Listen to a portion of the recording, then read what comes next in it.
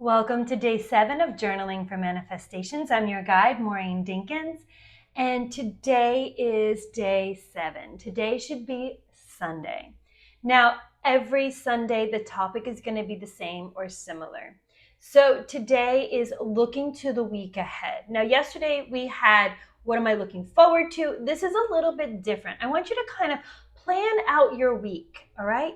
I have a calendar that it's like a weekly dry erase calendar, and I put down all my appointments, and then I see all my, free time or my, the time that's not pre-scheduled.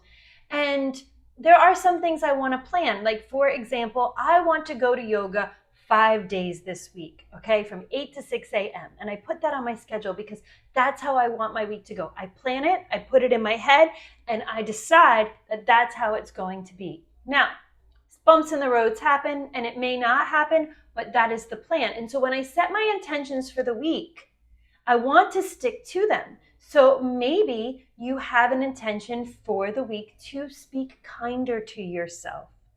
And you don't want to speak negatively to yourself or to anybody else.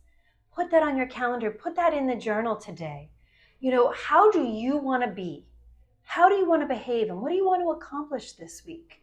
Because Sundays for me, and hopefully now for you, are a fresh start, a chance to start over and create a week at a time the life that you want, so that when things start rolling out for you more and more and more, and you plan your weeks starting on Sunday of how you want them to go, it just becomes easier and easier, so that things don't unravel by the end of the day. Things don't unravel by the end of the week, and you've still stayed in control and focused throughout the entire week. And when you look back, you're going to see how joyful your week really was.